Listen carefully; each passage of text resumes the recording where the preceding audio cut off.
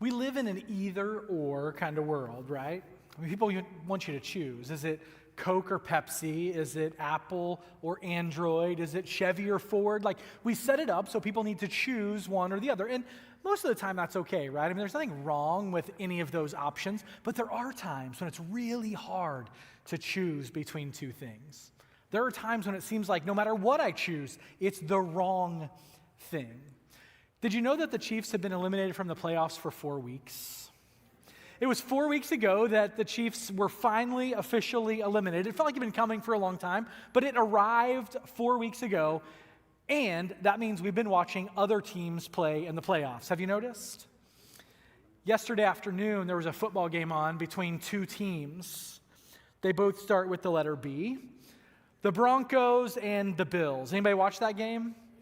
It was fascinating, wasn't it? So I've talked to some Broncos fans this morning. I've talked to some Bills fans this morning. And I just want to go on the record as the one who was hoping they could both lose, okay?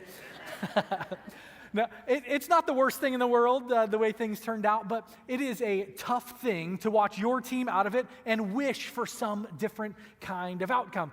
You would love to not have to choose one or the other. Wouldn't you love to live in a world where it was okay to experience both and? Wouldn't you love to live in a world where two competing ideas could come together and we could choose one or the other or both, and it didn't have to divide us or separate us in relationships? Today we're going to look and think about how that might work for us in our spiritual lives, because today we're taking a step in this journey. Today we're going from understanding what it means to have a deep faith to what it means to have a wide faith, a faith that invites others into the process and encourages them to be a part of God's story in their lives. If we haven't met before, my name is Ryan. I'm one of the pastors here at the Summit. I'm glad you're here today because today we're in part 3 of a series called Start Here.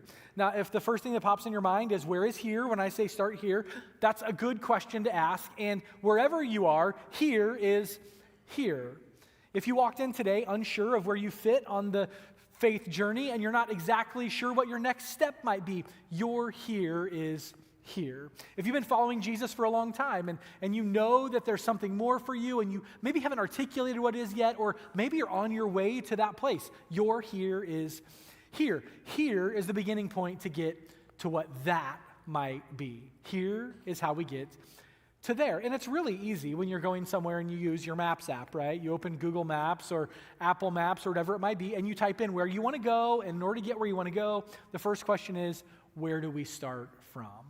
To get where you want to go, you need to acknowledge where you are. And so that's what we've been doing over the last couple of weeks. We began in part 1 of this series by thinking about this spiritual concept that Jesus introduces us to, which is the relationship between old things and new things.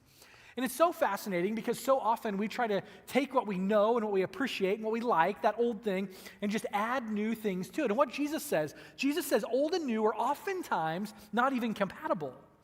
And he uses this example. He says if you have an old wineskin, a wineskin that's had wine in it before, it's expanded and it's done its job once already, if you put new wine in that old wineskin, that they're both going to be ruined. That the old wineskin is going to burst and that the wine is going to end up on the ground, and you've actually accomplished nothing. And he's teaching us a lesson that I think is really important. It's that sometimes we try to add to what God has already done instead of embracing the new thing that God wants to do. And we said it maybe this way, connects better in the 21st century. We said old keys can't unlock new doors. And when you left during the first week, you received a key. And that key was your new key to unlock a new door. Where is it that God is taking you? What is the journey of life that you're headed down? And what door needs a new key? That new key could be a new life of faith or a new way of living. Whatever that new key is, it's going to help get you where it is you want to go. Because what we know is this: if you keep doing what you've always done, you're going to get what you've always got. And if you hope and dream about what could be, if you think about what might be, if you set goals that are bigger than the here and now, you need a new way to accomplish those goals. So part 1 was focused on that relationship between old and new. Last week in part 2, we talked about what it looks like to have a deep and abiding faith in Jesus. What does it look like to walk closely with Jesus? What does it look like to walk intimately with Jesus? What does it look like to have him as the center of your life? We just sang these words, Christ be magnified. What does it look like to have a life that magnifies Christ, puts him at the center, is oriented toward him in all the things that we do and that we say? Well, what it means is that we have a faith that is moving, because this is what we said, authentic faith is always active. If you want to get to that kind of place, it means that you have to do something on your faith journey. And we were really careful to draw a line last week between what we do and what God does. God does the hard work of the saving, and we do the easy work of the receiving or the accepting. It's not our actions that earn us salvation or a relationship with God. Our response to God is the things that we do, and we shared what a few of those responses might be. At the summit, we call them 5 practices. It's praying, growing, giving, serving, and inviting. And we believe that if we're doing those things, that it helps us develop a deep, abiding faith in Jesus, the kind of faith that changes everything that we do throughout the rest of our lives. But it doesn't stop there. Being a disciple of Jesus is twofold. It's growing deep in our relationship with Jesus, and then it's doing something with that faith. In fact, Jesus said it like this. Jesus says that we are to love the Lord our God with our whole heart, soul, mind, and strength. And then he says the second thing we should do is to love our neighbor as ourselves. You may have heard it said this way. We are to love God and to love others. If I was going to boil down just really simply what the Christian life is about, if you walked in today and you're like, okay, so what's the big idea? Like, what's the ask? What are we hoping for here? It's that simple. It's to love God and to love others. And so last week we spent some time thinking about what it looks like to love God. And today I want to take you to the scriptures and think about what it looks like to love others. What does it look like to develop the type of habits and faith and rhythms in your life that point others to Jesus and reveal to others the difference that God has made in your own life by the way that you live? Now, you know people that do this. If you've known someone who does CrossFit or a marathon, you know someone who's done this, right? Anybody know a CrossFitter or a marathoner? You know if you know because they told you. They want you to know that that's what they do, right? Like they post on social media every morning that they're at CrossFit and there's this beautiful sunrise, and all I can think about is no thanks to 4 a.m. and sweat, okay? Like that's not what I'm going to be doing. And if they've run a marathon, like you know they've run 26.2 miles. How do you know? Because they told you and they put the sticker on the back of their car, right? It's just that's the way people do it. When they do something exciting, they want to make sure that everyone knows. There are other people who are like that too. Other people that may do something kind of like that might be someone who is a Jeep driver, right? Like if someone drives a Jeep, you know they drive a Jeep because they like wear Jeep clothing and they have the Jeep wave and all the things, right? Like you know that they're a Jeep person. Or if they're a Broncos fan in 2026, like suddenly they have orange clothing, okay? So like you know, like these things just make themselves obvious. That is what it's like to be a disciple. The way that they're passionate about sharing with others what they know and what they experience and what they hope for you to know is the kind of life that you and I, when we say yes to Jesus, are expected to live. Now, I know how unpopular that is. I can see the email inbox this afternoon. It's like, I'm not an evangelist, and I'm not telling people about my faith, and my faith is private, and it's nobody else's business, and I hear all of that. But before you write the email, would you pause long enough to listen and consider what the scriptures say? What it means to be a person who loves Jesus enough to allow that love to spill out over into the lives of other people. Now, the question for us today is a question that was asked many years ago. It's a question they were struggling with in the first century. In the book of Acts, when the first church is getting up and going, they were asking themselves a question. And we ask ourselves the same question, maybe not out loud, but we answer the question anyway by the way that we live. The question is this: who deserves to hear the gospel? Who deserves to hear the gospel? The way we live tells what we believe about the answer to this question. If you have your Bible, you can open it up to Acts chapter 15. If you have your phone, you can Google it, pull it up on the Bible app, whatever. We're going to be talking about a pivotal moment in the life of the early church. The message of Jesus is spreading quickly. There are new people coming to faith, coming to know what it is to live like Jesus. And these new people are no longer just Jewish people, they are Gentile people. They live altogether different lives. They believe different things. They come from different places, and they have different expectations about what the future might hold. And now the question is, how do you get all these people who believe differently to come together and to live in a functional and in a healthy community? They're believing the gospel, they're getting baptized, and yet there's a tension. Why? Because it happens a lot. Growth creates tension.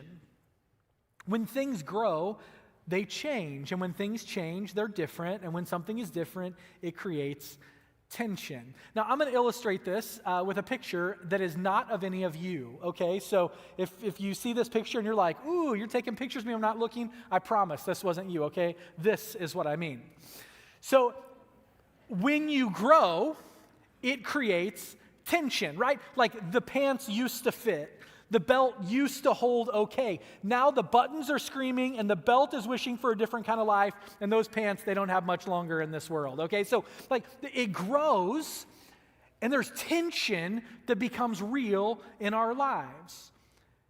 And it happens very quickly that we develop an us versus them kind of mentality. It quickly becomes what I want versus what they want. And up until now, this whole Jesus thing kind of had an undertone of Judaism. It was really Jewish at its core, because Jesus was a Jewish rabbi. He came from a Jewish family, and he lived in a Jewish country. All of the things pointed towards what Jesus was doing being a Jewish response to God's world. And so the people around him were mostly continuing to do the things that Jewish people did. They were circumcising their babies. They were keeping the dietary laws. They were holding to the rituals and the ceremonies that Jewish people did. And it was creating an incredible tension, because as more and more non-Jewish people came into the picture, the question was, how do we coexist? How do we do this? Is this sustainable? And for many of the Jewish people, their expectations were clear, because for them, faith meant doing what they had always done. They expected the people who believed now to do the things that they had been doing for centuries. And it created this incredible sense of tension. So around the year 48 AD, there was a meeting of the early church. The early church was experiencing maybe its first moment of real conflict, trying to figure out what is next. How do they get where they want to go? How can they become what they hope to be? And so around the year 48, they gather for what is going to be known as the Jerusalem Council. It's in Acts chapter 15. We're going to get there in just a moment. But what happens here is so fascinating, because they're meeting to discuss how Jewish the Gentile people need to be in order to be true followers of Jesus. Like, they need to take on all the Jewish customs and become like the Jewish people in order to follow the same Jesus. It's like, can we all bring everything that we know and have loved and have experienced to one place and coexist, or do we need to become more uniform in the way that we approach things? And so people have an opportunity to speak, and Paul and Barnabas, they speak, they share their perspective. Paul and Barnabas share that they've been to Gentile places. They've traveled around. You can see their travels in the book of Acts. They've started churches. They've got these new communities of faith begun. And what they know is that it doesn't matter what people used to believe, when they begin to place their faith in Jesus, that the presence of God and the Holy Spirit is there. And so Paul and Barnabas are like, we need to let them do what they're doing. And then Peter comes along, and Peter has an opinion too. Peter, he stood side by side with Jesus. They were friends. They were companions. Peter was a disciple of Jesus. And Peter says, we need to remember that this isn't about what we do. It's about what God has done for us. It's that we give our lives to him, and then we respond to the grace that he's extended to us. It is by grace we have been saved, through faith, not our own works, so that we have no reason to boast. And Peter makes his case. And I imagine that there's still some uncertainty in the room, but then James speaks. Now, we heard from James last week. If you were here or if you caught up on YouTube, you maybe know who James is. James is the brother of Jesus. Now, James is an interesting case study because he was up close and personal with Jesus, and he saw him throughout the course of his life, and in his adult life, he is now the leader of the Jerusalem church. Like, people just kind of look at him as one of the people who cares enough to invest his life in what they're doing. And so when James stands up to speak, people listen. In fact, James had a nickname. His nickname was Camel Knees. Have you ever seen a camel before? Camels look like this.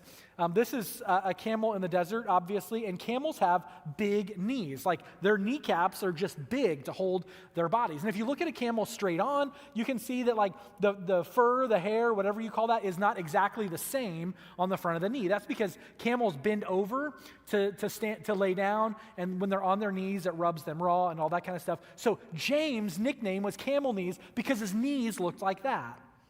Why did they look like that? It was because he spent so much time in prayer.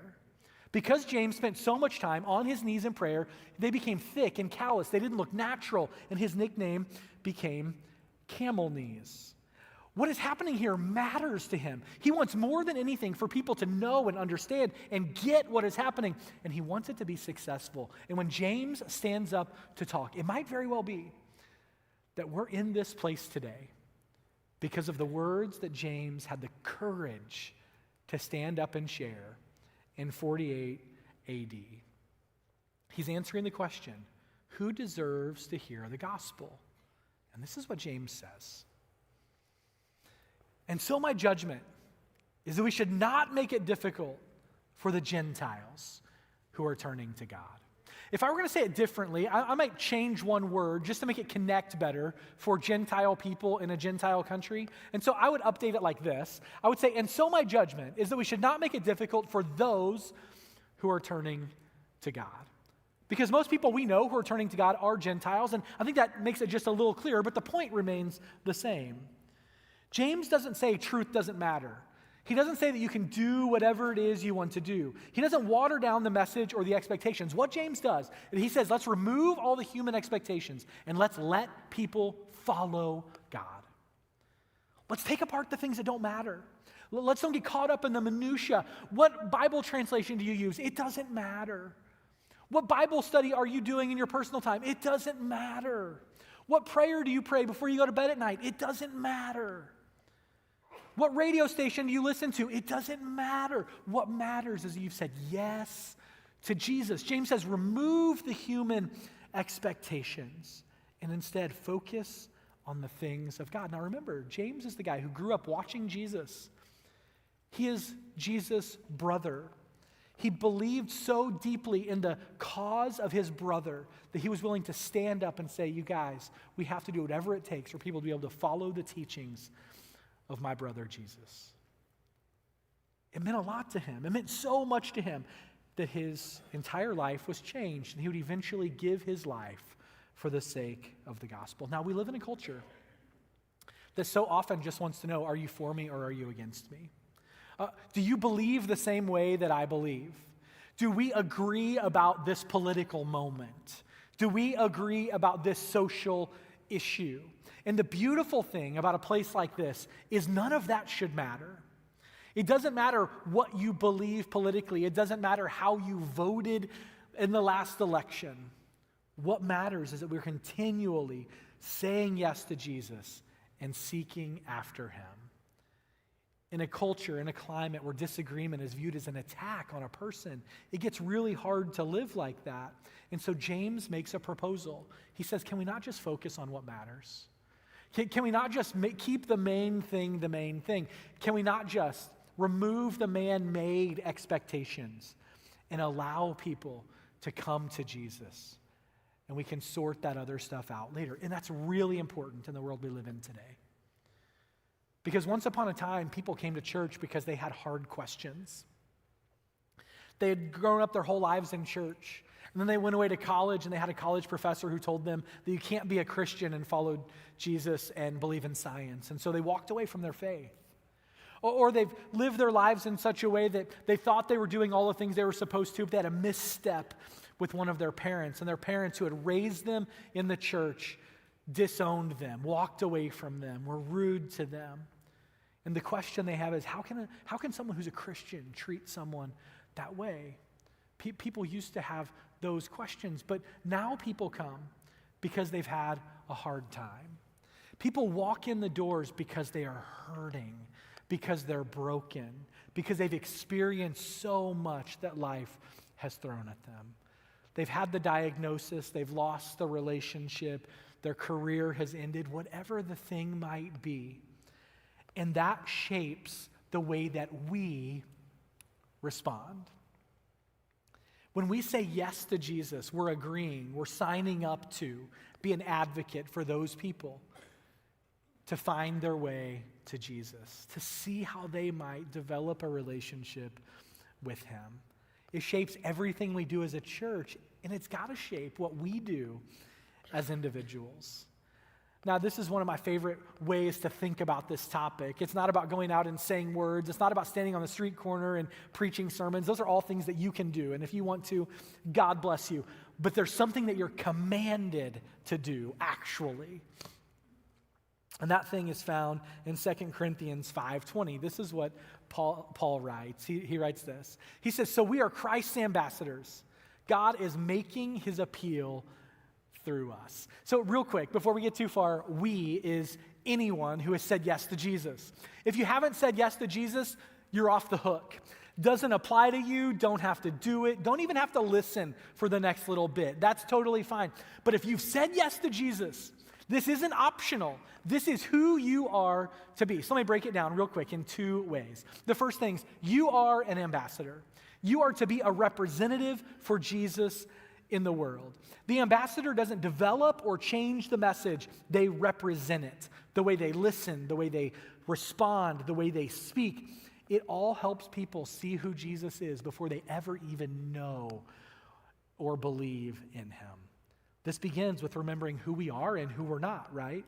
We're ambassadors. We're not gatekeepers. We're not the Holy Spirit. We're ambassadors. And if we're going to be ambassadors, we have to know what it is we're trying to represent, right? An ambassador is a representative. So who is Jesus? What does Jesus' life look like? Jesus says we should do to others as we would want them to do to us. We should be kind to others. We should value others above ourselves. We should serve others. We should love our enemies. This is the beginning of Christ-likeness. This is sort of a beginning point to think about what it looks like to be an ambassador. It's to live like Jesus in the world. It's to have a deep and abiding faith. To be an ambassador is to say yes to Jesus and to follow him and put him at the center of all that we do. And when we represent Jesus, they won't just hear about him. They will see him through the way we live. But it doesn't stop there. It doesn't say that we're ambassadors and then the sentence ends. It says we are ambassadors and God is making an appeal through us, which means that maybe there's something there for us to do other than live our lives, which is my second point, is to invite everyone. If you are a follower of Jesus, it's your job to invite others into God's story. It's your responsibility to ask them what God might be doing. It's your responsibility to ask them where God might be moving and to be willing to come alongside and walk with them. See, ambassadors don't hoard good news. They're willing to share it with everyone because they want everyone to know and experience the goodness of God in their lives. Being an inviter doesn't require a script. It doesn't require a speech. You don't have to have all the answers. You simply need to be available and have the courage to speak up. Inviting everyone means that we refuse to pre-decide who is worthy of the gospel message. It means that we answer that question, who deserves to hear the gospel, with a resounding everyone, because of the way we live. If we're going to be people who are willing to live a both-and kind of faith, yes, we go deep. Yes, we learn as much as possible. Yes, we engage in the 5 practices and we see what God might do in us. And we take that changed life into the world and we allow it to impact the people around us. And that's my heart for our church, that we would be a place who is willing to hold those two things in tension. That we would be willing to say yes to going deep in our relationship with Jesus. That we'd be radically committed to him. And that we would be a church who is saying yes to others who need to know the life-saving, life-changing power that Jesus could bring to their lives. We need to be a church. We need to be a people who are deep and who go wide. To be a church like that, and to be a people like that, we need to start here in this place, here in this moment, following Jesus and seeing what he can do when we say yes to him.